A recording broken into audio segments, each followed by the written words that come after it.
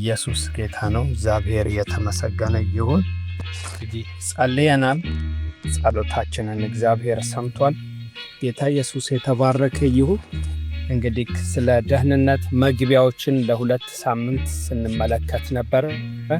የእግዚአብሔር ዕቅድ ምንድነው የሚለውን በአንድ ቁጥር ላይ ተመለከት። የሚወደው በጎ ፈቃድስ ምንድነው የሚለውን በሁለተኛ አረፍተ ነገር ላይ ተመለከት። በሶስተኛው የእግዚአብሔር ዘላለማዊ ሐሳብ አንድን ሰው ማግኘት ነው የሚለው ያንን በሚገባ ተመልክተናል። አራተኛውና የተመለከትን የመጨረሻው የእግዚአብሔር ዘላለማዊ ሐሳብ የሚፈጸምበት መንገድም እንዲሁ አንድ ነው የሚለውን በስፋት ተመልክተናል። ሪከርድ የተደረገውን ማየት ትችላላችሁ። እግዚአብሔር ይመስገን። ዛሬ የምናየው ጥያቄዎችን አንስተን በዛ ጥያቄ መሰረት የእግዚአብሔርን ሐሳብ ማየት ነው የሚሆነው ማለት ነው። እንግዲህ አንደኛው ልንጠይቀው የሚገባው ነገር ሙሉ ደህንነት ማለት ምን ማለት ነው? እያንዳንዱ ሰው ሁል ጊዜ ጌታ እስኪመጣ ሊማረው፣ ሊጠይቀው፣ ሊያውቀው የሚገባ ነጥብ ነው። ሁለተኛ መዳን ለምን አስፈለገ? ያስፈለገበትን ትክክለኛ መንገድ መግለጽ፣ መናገር፣ ማስረዳት ካልቻልን ችግር አለ ማለት ነው። ስለዚህ ይህንንም መማር አለብን። ሶስተኛ የምንድነው ከምንድን ነው?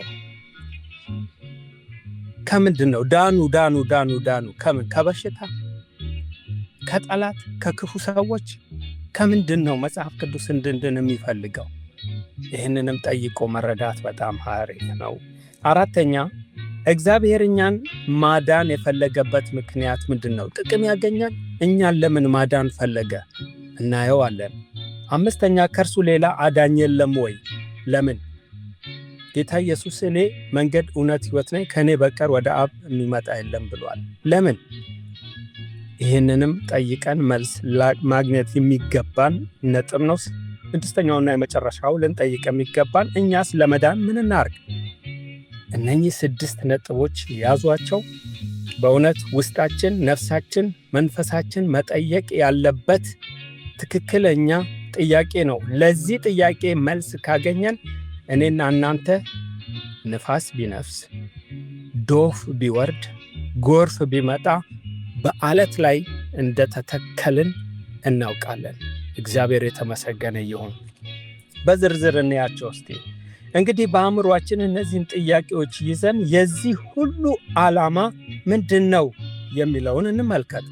ከጥቅስ ጋር አብረን እናያቸዋለን። ኤፌሶን 1 ከ22 እስከ 23 ሁሉንም ከእግሩ በታች አስገዛለት፣ ከሁሉ በላይም ራስ እንዲሆን ለቤተ ክርስቲያን ሰጠው፣ እርሷም አካሉና ሁሉን በሁሉ የሚሞላ የእርሱ ሙላቱ ናት ይላል። እግዚአብሔር ይመስገን።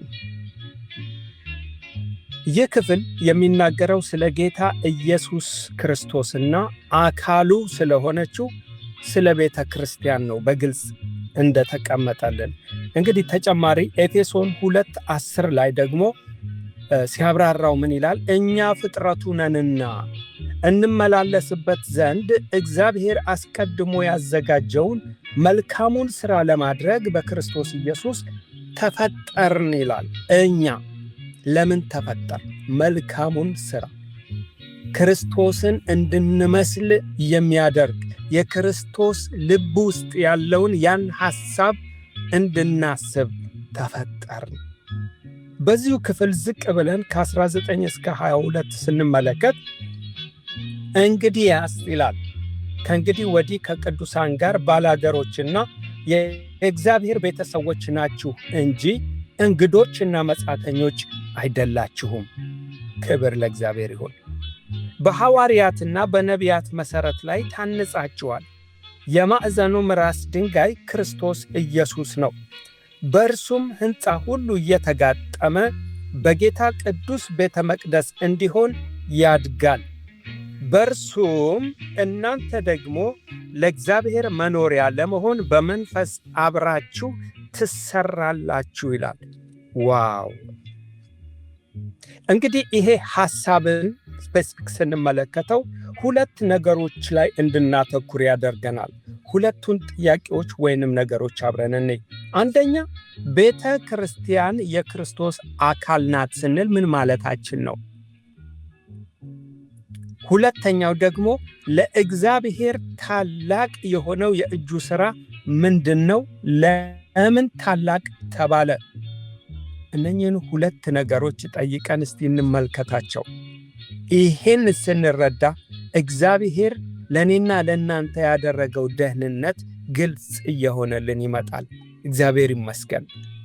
እንግዲህ ሙሉ ደህንነት የሚለውን ሐሳብ ከመመልከታችን በፊት የእግዚአብሔር ዓላማ የሚለው ቁልፍ ሐሳብን መጀመሪያ እንመልከት። አስቀድመን እንዳልነው የእግዚአብሔር ዓላማ ምንድን ነው? በኢየሱስ አምነው የዳኑ ብዙ ግለሰቦችን ማግኘት ሳይሆን ዓላማው ከብዙዎች የሆነ አንድን ሰው ማግኘት ነው። እንግዲህ ይሄ ከብዙዎች የሆነ አንድ ሰው ስንል በራሳቸው የሚኖሩና የተነጣጠሉ ግለሰቦች እንዴት አንድ ሰው መሆን ይችላሉ? ሐዋርያው ጳውሎስ በአንደኛ ቆሮንቶስ 12 ከ12 እስከ 25 ላይ ይህንን ሐሳብ እንደዚህ ይገልጸዋል። በጣም ግልጽ ያደርግልናል ይሄ ትምህርት ወይንም ይሄ ጥቅስ። አካልም አንድ እንደሆነ ብዙም ብልቶች እንዳሉበት፣ ነገር ግን የአካል ብልቶች ሁሉ ብዙዎች ሳሉ አንድ አካል እንደሆኑ ክርስቶስ ደግሞ እንዲሁ ነው። አይሁድ ብንሆን፣ የግሪክ ሰዎች ብንሆን፣ ባሪያዎች ብንሆን፣ ጨዋዎች ብንሆን፣ እኛ ሁላችን በአንድ መንፈስ አንድ አካል እንድንሆን ተጠምቀናልና ሁላችንም አንዱን መንፈስ ጠጥተናል። አካል ብዙ ብልቶች እንጂ አንድ ብልት አይደለምና። እግር እኔ እጅ አይደለሁምና የአካል ክፍል አይደለሁም ብትል ይህን በማለቷ የአካል ክፍል መሆኗ ይቀራልን? ጆሮም እኔ ዓይን አይደለሁምና የአካል ክፍል አይደለሁም ቢል ይህን በማለቱ የአካል ክፍል መሆኑ ይቀራልን?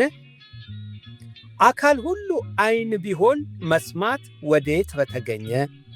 ሁሉ መስማት ቢሆን ማሽተት ወዴት በተገኘ? አሁን ግን እግዚአብሔር እንደወደደ ብልቶችን እያንዳንዳቸው በአካል አድርጓል። ሁሉም አንድ ብልት ቢሆኑ አካል ወዴት በሆነ? ዳሩ ግን አሁን ብልቶች ብዙዎች ናቸው፣ አካል ግን አንድ ነው። ዓይን እጅን አታስፈልገኝም ልትለው አትችልም፣ ወይም ራስ ደግሞ እግሮችን አታስፈልጉኝም ሊላቸው አይችልም። ነገር ግን ደካሞች የሚመስሉ የአካል ብልቶች ይልቁንም የሚያስፈልጉ ናቸው። ከአካል ብልቶች ያልከበሩ ሆነው የሚመላለሱ የሚመስሉን በሚበዛ ክብር እናለብሳቸዋለን። በምናፍርባቸውን ብልቶቻችን ክብር ይጨምርላቸዋል። ክብር ያላቸው ብልቶቻችን ግን ይህ አያስፈልጋቸውም። ነገር ግን ብልቶች እርስ በርሳቸው በትክክል ይተሳሰቡ ዘንድ እንጂ በአካል መለያየት እንዳይሆን በጎደለው ብልት የሚበልጥ ክብር እየሰጠ እግዚአብሔር አካልን ገጣጠመው። ሃሌሉያ! እግዚአብሔር ይመስገን። ይሄ ሐዋርያ ቤተ ክርስቲያንን በምን አይነት መልኩ ሰዎች አንደርስታንድ እንዲያደርጉት ያስቀመጠበት መንገድ በጣም የሚደነቅ ነው። የራሳችን አካል ሳይንሱ 364 ብልቶች እንዳሉት አንድ አካል አንድ ሰው እንዳሉት ይናገራል። እንግዲህ እነኚህ ከ360 በላይ የሆኑ ብልቶች ተደምረው አንድ ሰው ሆነዋል። አንድ ሽመልስ፣ አንድ አስቴር፣ አንድ ሙሉ፣ ሌላ አንድ ሰው። ይሄ አንድ ሰው ብዙ ብልቶች አሉት። ልክ እንደዚሁ ክርስቶስ ነው ይላል። ቤተ ክርስቲያን ክርስቶስ እስኪመጣ ድረስ እዚህ አካል ውስጥ መግባት ይችላሉ። የሚገቡት በእምነት ነው። ክርስቶስን ሲያምኑ የክርስቶስ አንድ ብልት አካል ይሆናሉ። ቤተ ክርስቲያን አትከፋፈልም፣ አትነጣጠልም። የእገሌም የእገሊትም አይደለችም፣ የክርስቶስ ነች። ክርስቶስ ራስ የሆናት እያለ ይናገራል። እግዚአብሔር ይመስገን። እንግዲህ በዚህ ምንባብ በተለይም ቁጥር 18 ላይ የምንረዳው እግዚአብሔር የሚወደው ዓላማ ይህን አንድ ሰው ማግኘት ነው የሚለውን ነው። አንድ ሰው የሚለው እኔ አሁን እንኳን ከአንድ በላይ የሆንን ሰዎች ነን። ግን አንድ ብልት ክርስቶስን ስናስብ በመንፈስ አንድ አካል ራሷ ክርስቶስ የሆናት ቤተ ክርስቲያን፣ ይህንን አንድ ሰው ነው እግዚአብሔር የሚፈልገው። ዓላማውም ይሄ ነው። አማኝ ክርስቶስን በትክክል ሲያምን እዚህ ሕይወት ውስጥ ነው የሚገባው። እዚህ አካል ውስጥ ነው የሚገባው። እዚህ አካል ውስጥ የገባ ደግሞ የዘላለም ሕይወትን ያገኛል። ስሙ በሕይወት መዝገብ ይጻፋል። ዳነ የሚባለው ዳግም ተወለደ የሚባለው እዚህ አካል ውስጥ ሲገባ ብቻ ነው እንጂ የቸርች ሜምበር ሲሆን አይደለም። ያ አንድ ነው። ወንድሞች በህብረት ቢቀመጡ መልካም ነው። በዛ በረከትን እግዚአብሔር አዟል። አጥቢያ ያስፈልጋል፣ ህንፃው ያስፈልጋል። ተሰባስበን አምላካችንን የምናመልክበት ነው። ነገር ግን እያንዳንዱ ሰው በነፍሱ ወከፍ እዚህ አካል ውስጥ ክርስቶስ አካል ውስጥ ቤተ ክርስቲያን ውስጥ ካልገባ፣ ቤተ ክርስቲያን ቤቱን አይደለም የምለው፣ እንደተማርነው ክርስቶስ ራስ የሆናት አካል ልክ በብልቶቻችን እንደተነገረው ካመንን አታስፈልገኝም ልንላቸው ወንድሞቻችን እህቶቻችንን ልንገፋቸው ግሩፕ ልንይዝባቸው የማንችለው ነገር ነው። ለምሳሌ አይን እጅ አታስፈልገኝም ልትል ትችላለችን ይላል። አትችልም። ለምን? አንድ አካል ውስጥ ገብታለች። ልክ እንደዚሁ እኔ ለእናንተ እናንተ ለእኔ አስፈላጊዎች ነን።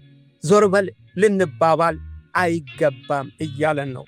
ክርስቶስ በመስቀል ላይ የሰራው ይህንን ነው። ስናምን እዚህ ውስጥ ነው የምንገባው። እርስ በርሳችን እንድንተሳሰብ ያደርገናል ማለት ነው። እግዚአብሔር የተመሰገነ ይሁን። አዎ እግዚአብሔር የሚወደው ዓላማ ይህን አንድ ሰው ማግኘት ነው። ከነዚህ የመጽሐፍ ቅዱስ ክፍሎች የምንረዳውም ይህንን ነው። እንግዲህ አንደኛ ቤተ ክርስቲያን የክርስቶስ አካል ናት ስንል ምን ማለታችን ነው የሚለውን ሰፋ አድርገን እንመልከተው። በዚህ በአንዱ አካል ውስጥ የገቡ ብልቶች ወይም አማኞች በውስጣቸው የእግዚአብሔር ሕይወት አለ። ወገኖች ሚስጥሩ እዚህ ጋር ነው። የእግዚአብሔር ሕይወት አለ። ጌታ ኢየሱስን እንደ ግል አዳኙ አድርጎ የተቀበለ ሁሉ የሕይወት ተካፋይ ሲሆን፣ በተቃራኒው ያልተቀበሉና በመንገዱ የማይሄዱ ደግሞ ሕይወቱ የላቸው ማለት ነው። ልዩነቱ ይሄ ነው፣ አማኝና ኢአማኝ። ዮሐንስ 3 ከ16 እስከ 17 በእርሱ የሚያምኑ ሁሉ የዘላለም ሕይወት እንዲኖረው እንጂ እንዳይጠፋ እግዚአብሔር አንድያ ልጁን እስኪሰጥ ድረስ ዓለሙን እንዲሁ ወዷልና። ዓለም በልጁ እንዲድን ነው እንጂ በዓለም እንዲፈርድ እግዚአብሔር ወደ ዓለም አላከውምና ይላል። ሃሌሉያ! ኢየሱስ ለምን መጣ? ዓለምን፣ ሰውን ለማዳን። በእርሱ የሚያምን አያፍርም፣ የዘላለም ሕይወት አለው። በማያምን ግን ሕይወቱ ስለሌለው በፍርድ ውስጥ ነው ያለው ነው የሚለን። ማቴዎስ 7 ከ22 እስከ 23 በቤቱ ላሉት ሲናገር ጌታ ሆይ በስምህ ትንቢት አልተናገርንምን? በስምህ አጋንንት አላወጣንምን? በስምህ ብዙ ተአምር አላደረግንምን? ብለው ለጠየቁት እንደዚህ ብሎ መለሰላቸው፣ ከቶ አላወቅኳችሁም ይላቸዋል ይላል። አላወቅኳችሁም። አያችሁ፣ የቸርች ሜምበር እንዲሁም ጸጋ በእኛ ላይ ተገለጠ ማለት ልጅ ሆንን ማለት አይደለም። ልጅ ስንሆን የእግዚአብሔር ሕይወት እኛ ውስጥ ሲሆን ማለት ነው። ይህንን በጣም ማየት አለብን። ስለዚህ አለው እያል እንዳንጠፋ መጠንቀቅ፣ ክርስትናችን ላይ ሴንሲቲቭ መሆን መቻል አለብን፣ ያስፈልጋል ማለት ነው። የጌታን ሕይወት መካፈል ማለት ሕያው የሆነ ማንነት በውስጣችን ኖረ ማለት ነው። ሕያው የሆነ ማንነት ፈጣሪ በእኛ ውስጥ ማለት ነው።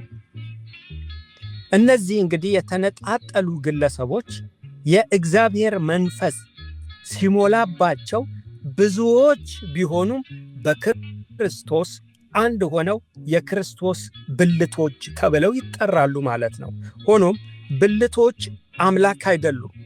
ማሰብ ያለብን እኔ የሱ ልጅ ከሆንኩ እንደሱ እኔም አምላክ ነኝ ማለት አይደለም ማለት አይደለም። የእግዚአብሔር ዓላማ ከአሕዛብና ከአይሁድ አንድን ሰው ማግኘት ነው። እግዚአብሔር ይመስገን። እርሱ ዓላማችን ነውና ሁለቱን ያዋሃደ በአዋጅ የተነገሩትንም የትእዛዛትን ሕግ ሽሮ በመካከል ያለውን የጥል ግድግዳ በሥጋው ያፈረሰ፣ ይህም ከሁለታቸው አንድን አዲስ ሰው በራሱ ይፈጥር ዘንድ ሰላምንም ያደርግ ዘንድ ጥልንም በመስቀሉ ገድሎ በእርሱ ሁለታቸውን በአንድ አካል ከእግዚአብሔር ጋር ያስታርቅ ዘንድ ነው ይላል ኤፌሶን 2:14-16። ክብር ለእግዚአብሔር ይሁን። ይሄ ምስጢር በእውነት ይግባን። እግዚአብሔር ይህንን ደህንነት ካልገለጠ ሰው በራሱ አንብቦ ሊረዳው እንኳን አይችልም። እግዚአብሔር ይመስገን። ሃሌሉያ። እንግዲህ ግለሰቦች የእግዚአብሔርን ሕይወት በተቀበሉ ጊዜ ከእርሱ ጋር አንድ ይሆናሉ። የክርስቶስ አካል ቤተ ክርስቲያን ተብለውም ይጠራሉ። ይህ ማለት እንዳልኳችሁ በአንዳንድ የስህተት መምህራን እንደሚነገረው ትንንሽ እግዚአብሔሮች ሆኑ ማለት አይደለም በፍጹም። ምክንያቱም እግዚአብሔር የሚተላለፉ ወይንም በወራሲ ተወራሲ ባህሪያት ያሉት ሲሆን ኢ ተወራሲ ባህሪያት ያሉትም በመሆኑ ነው። ሼር የምናደርገው ባህሪ አለ፣ ሼር የማናደርገው የእግዚአብሔር ባህሪ አለ። ከዚህ የተነሳ አምላክ ልንሆን አንችልም። ለምሳሌ በአንድ ጊዜ በሁሉ ቦታ መገኘት መቻሉን ለማንም ሼር አላደረገም። በዚህ ልክ ልንገለጥ በፍጹም አንችልም። ይህን እግዚአብሔር ብቻ ነው ሊያደርግ የሚችለው። ሁሉን አዋቂነቱ ሁሉን አዋቂዎች አይደለንም። እግዚአብሔር ግን ሁሉን አዋቂ ነው። ከዚህ የተነሳ አምላክ አይደለንም። ሌላው ሁሉን ቻይነቱ ነው። እኛ ሁሉን ቻይ አይደለንም። እግዚአብሔር ብቻ ነው።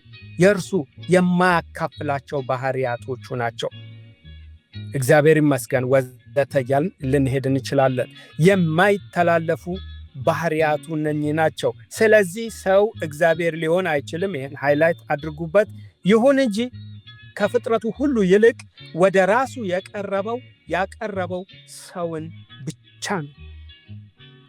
that's why ኢየሱስ ክርስቶስን ለሰው አሳልፎ ራሱን እንዲሰጥ ያደረገበት ምክንያት ሰውን ስለሚወድ ነው። የባህሪው ተካፋይ አድርጎናልና ክርስቶስ ሕያው የማዕዘን ራስ ድንጋይ እንደሆነ ከእርሱ የተነሳ የተቀበሉት ሁሉ ሕያዋን ድንጋዮች ሆነው ይኖራሉ። አያችሁ፣ ቀጣዮች ሁለት ጥቅሶች ይህንኑ ያጠናክሩልናል። እነሱን እንይ።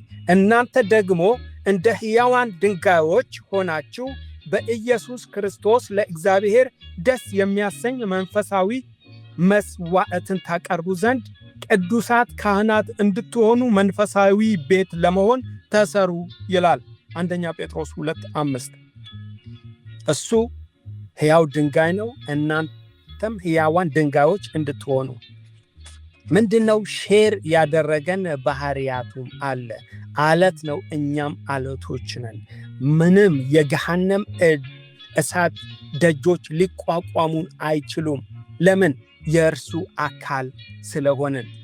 ሌላው ፍለጋ የሌለውን የክርስቶስን ባለጠግነት ለአሕዛብ ሰብክ ዘንድ ሁሉንም በፈጠረው በእግዚአብሔር ከዘላለም የተሰወረው የምስጢር ሥርዓት ምን እንደሆነ ለሁሉ እገልጥ ዘንድ ይህ ጸጋ ከቅዱሳን ሁሉ ይልቅ ለማንስ ለእኔ ተሰጠ። ብዙ ልዩ ልዩ የእግዚአብሔር ጥበብ አሁን በቤተ ክርስቲያን በኩል በሰማያዊ ስፍራ ውስጥ ላሉት አለቆችና ሥልጣናት ትታወቅ ዘንድ ይህም በክርስቶስ ኢየሱስ በጌታችን የፈጸመው የዘላለም ሐሳቡ ነበረ ይላል ኤፌሶን 3 ከ9 እስከ 11። የእግዚአብሔር ዘላለማዊ ሐሳብ የተፈጸመው በክርስቶስ ኢየሱስ ነው። ክርስቶስ ኢየሱስን የተቀበለች የኢየሱስ ክርስቶስን ሕይወት በልቧ ያኖረች ነፍስ የተባረከች ነች፣ ብጽዕት ነች። እግዚአብሔር ይመስገን። ብጽዕናችን ይሄ ነው። ኢየሱስ ጌታ ነው። እግዚአብሔር የተመሰገነ ይሁን። በሰማያዊ ስፍራ ውስጥ ላሉት አለቆችና ሥልጣናት ትታወቅ ዘንድ እግዚአብሔር በክርስቶስ ቤተ ክርስቲያንን ሲጠራ መልስ ልንሰጥ ይገባል። በስማችን ሲጠራን የዘላለም ሕይወት በክርስቶስ ውስጥ አስቀምጫለሁና ይህንን ልጄን ኢየሱስ ክርስቶስን ብትቀበሉ ከእርሱ ጋር ወራሾች ትሆናላችሁ ኑ እያለ ይጠራል። ከአዳም ውድቀት ከኤደን ገነት ጀምሮ እስቲል ነው እግዚአብሔር እየተጣራ ነው። እግዚአብሔር ይመስገን፣ እኛ መልስ ሰጥተናል፣ ወደ ክርስቶስ ተጠግተናል። ብዙዎች ወደዚህ መስመር ያልመጡ በመጠራት ላይ ያሉ አሉ። ወገኖቼ ይሄ ሕይወት ሊገባን ይገባል። በመጽሐፍ አስቴር ላይ እንደምንመለከተው ንጉሥ አርጤክስስ በዙሪያው ላሉ መኳንንት ውበቷ ይታይ ዘንድ አስጢንን ሲያስጠራት አልመጣም አለች ይላል። ይገርማል። ንጉሡ ጠርቷት አልመጣም አለች። ምክንያት ይኖራታል። አስቴር 11 ከ1 እስከ 12 ተመልከቱት። ንግሥት አስጢን አልመጣም ያለችበት ምክንያት በእውነት ግልጽ ባይሆን ባይገለጥልኝ ባላውቅም ግን ልገምት እችላለሁ። በውበቷ ተኩራርታ ንጉሥ ራሱ መጥቶ ለምን አልወሰደኝም ብላ አስባ ይሆንን አላቅም። በውበቷ ተመክታ ካለችበት ቦታ ለመውረድ ከከፍታ ለመውረድ ተቸግራ ይሆን አላውቅም። ዛሬስ እኛ ለእግዚአብሔር ጥሪ መልሳችን ምን ይሆን? እንደሷ ትዕቢትና ኩራት የእግዚአብሔርን ጥሪ እንዳንሰማ ያደርገን ይሆን? አላውቅም ወገኖቼ። በዚህ ስፍራ ስንመለከት ቤተ ክርስቲያን ብዙ ግለሰቦች ከዳኑ በኋላ የተመሰረተች ሳትሆን ከጥንት ዘላለም በእግዚአብሔር የታቀደች፣ ዘመኑ ሲደርስ ግን በክርስቶስ በሆነው መዳናችን በኩል እግዚአብሔርን ለመግለጥ ደግሞ የተወለደች ናት። ቤተ ክርስቲያን ከጥንት በእግዚአብሔር ልብ ያለች፣ ሰዓቱ ሲደርስ በክርስቶስ ጣር የተወለደች። አያችሁ፣ እግዚአብሔር ምንም ከመፍጠሩ በፊት በልቡ ሐሳብ ነበር ያልኳችሁ ለዚህ ነው። ያ የልቡ ሐሳብ እህቴ አንቺ ነሽ። እግዚአብሔር የተመሰገነ ይሁን። የሚወድ አንድ ወዳጅ አለሽ አለ። ጌታ ኢየሱስ ክርስቶስ የራሱ ሙሽራ አደረጋት። ይችን በእግዚአብሔር ልብ ሐሳብ ያለች ቤተ ክርስቲያን እኔና እናንተን መጥቶ እንደሚወስዳትን ቃል ገባላት። ሰባቱም ኋለኞች መቅሰፍቶች የሞሉባቸው ሰባቱም ጽዋዎች ከያዙት ከሰባቱ መላእክት አንዱ መጥቶ ወደዚህ ና የበጉንም ሚስት ሙሽራይቱን አሳይሃለሁ ብሎ ተናገረኝ ይላል ራእይ 21:9 ላይ። መንፈሱና ሙሽራይቱም ና ይላሉ። የሚሰማም ና ይበል፣ የተጠማም ይምጣ፣ የወደደም የሕይወት ውሃን እንዲያው ይውሰድ ይላል ራእይ 22:17። ሃሌሉያ! ማንም ሰው ከፈለገ በእምነት ብቻ ዋጋ ሳይከፍል ይህን ዘላለም መውረስ ይችላል። ከገሃነም እሳት መዳን ይችላል። ሃሌሉያ! እንዴት ድንቅ ነው የአምላክ ወገኖቼ። ስለዚህ መንፈሱና ሙሽራው ዘወትርን ና ልንጠራው ይገባል ማለት ነው። በዚህ ሐሳብ ላይ ተጨማሪ መረዳት ለማግኘት እንግዲህ ዮሐንስ ራእይ ምዕራፍ 21 እና እንዲሁም ምዕራፍ 22 ሙሉን ብታነቡት በጣም ጥሩ ግንዛቤ ልታገኙ ትችላላችሁ። እግዚአብሔር የተመሰገነ ይሁን። እንግዲህ ትምህርታችንን በሚቀጥለው ሳምንትም እንቀጥላለን። ተባረኩ።